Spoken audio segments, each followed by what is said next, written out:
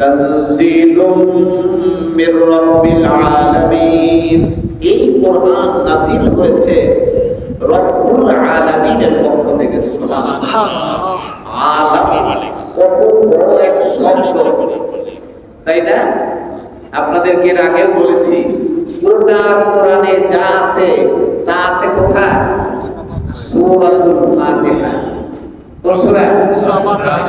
সূরা ফাতিহায় যা আছে তা আছে কোথায়? বিসমিল্লাহির রহমানির রহিম। বলি না একবার, বিসমিল্লাহির রহমানির রহিম। অনেক কথা, অনেক ব্যাখ্যা।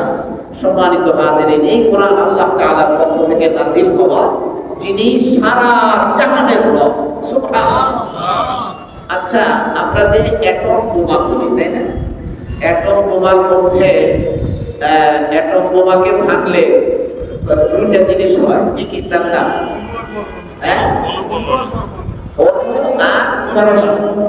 অণু পরমাণু খালি চোখে দেখা যায় না, খালি চোখে দেখা যায় না, মাইক্রোস্কোপ দিয়ে দেখতে হয়, তাই না?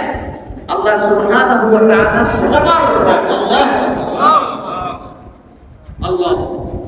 আমরা যা দেখি, যা দেখি না, যা জানি, যা জানি না, সবার রব। রবের এক নম্বর অর্থ কি? সৃষ্টিকর্তা। রবের এক নম্বর অর্থ কি? সৃষ্টিকর্তা। দ্বিতীয় অর্থ কি? রিজিক দাতা। বলেন, দ্বিতীয় অর্থ কি? রিজিক দাতা। এরপরের অর্থ কি? আইন দাতা। তিনি সৃষ্টি করলেন, তিনি আমাকে লালন পালন করলেন, তিনি আমাকে রিজিক দিলেন, তিনি আমার চাওয়ার আগেই আমার প্রয়োজনগুলো পূরণ করে দিলেন। এই যে দেখেন, আমরা এখানে যতজন আছি